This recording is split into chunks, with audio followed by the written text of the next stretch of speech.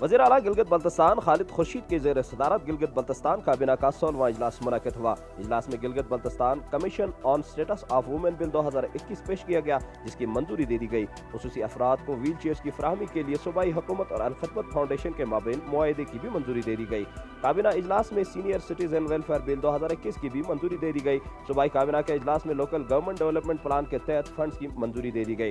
اجلاس میں گلگت دنیور چائنا یادگار کے مقام پر پاک چائنا میموریل ہال کی تعمیر کے لیے زمین کی خریداری کی بھی منظوری دی۔ Gilgit Baltistan power generation policy کی سفارشات کو حتمی شکل دے کر منظوری کے لیے وفاقی حکومت کو بھجوا دیا گیا۔ کابینہ اجلاس میں اساتذہ کی استعداد کار میں اضافے کے لیے محکمہ تعلیم اور امریکن بورڈ کے مابین معاہدے کی بھی منظوری دے دی گئی۔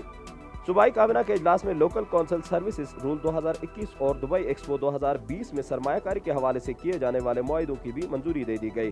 صوبائی کابینہ کے اجلاس میں ایفات ETI کے تحت آباد جگہوں کی لینڈ ٹائٹلنگ اور MOU کی منظوری دے دی گئی، جس کے لیے SMBR کو صوبائی کمشنرز مقرر کرنے کی بھی منظوری دے دی گئی، جس کے تحت زمین ڈیجیٹلائزیشن کے لیے ETI فنڈز ٹرانسفر کرے گا۔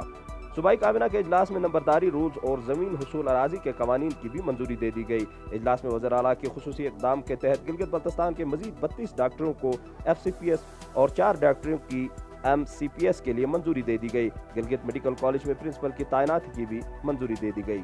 A2 express bureau, Gilgit.